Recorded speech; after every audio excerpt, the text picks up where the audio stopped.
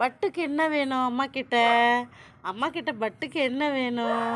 பாப்பா குட்டிக்கு என்ன வேணும்? பட்டுக்கு தங்க பிள்ளைக்கு என்ன வேணும்? ஐயோ, அம்மா கிட்ட முத்தம் வேணுமா? அதெல்லாம் கொடுக்க முடியாது. பட்டுக்கு கொடுக்க முடியாது. ஐயோ, வேணுமா பிள்ளைக்கு? ஓகே, போதுமா? எங்கள் பட்டு மாதிரி உங்கள் வீட்டில் எத்தனை பேர் இருக்காங்க? மறக்காமல் கமெண்டில் சொல்லுங்கள். இங்கே பாருங்க,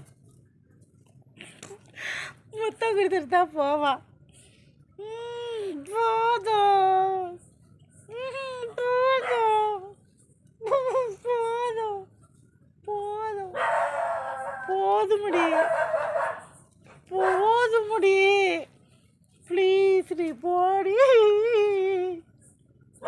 please please help me, please help me.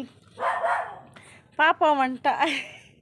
எவ்வளோ பாசம் பாருங்க. ஐயோ, மங்கி ஆட்டுகிற போட்டு. பாப்பா என்ன பண்ணுறீங்க? பாச மழையில் நினைக்கிறாங்க, என்னை விசாரிக்கிறாங்க.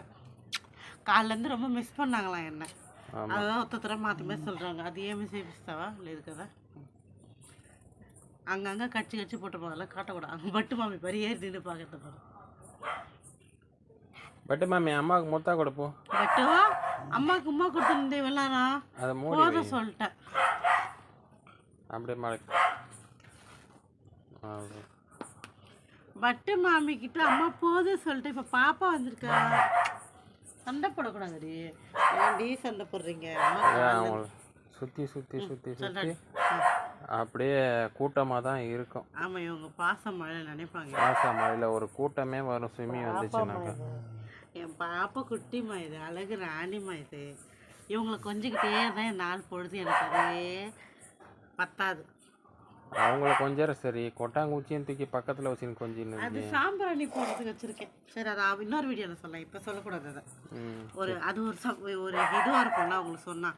சரி, இப்போ என்ன சொல்லுது பாப்பா வந்துட்டு அதை சொல்லு. பாப்பா கிட்ட நான் பேசிக்கிறேன். இதோட முடிச்சு விடுங்க அதை.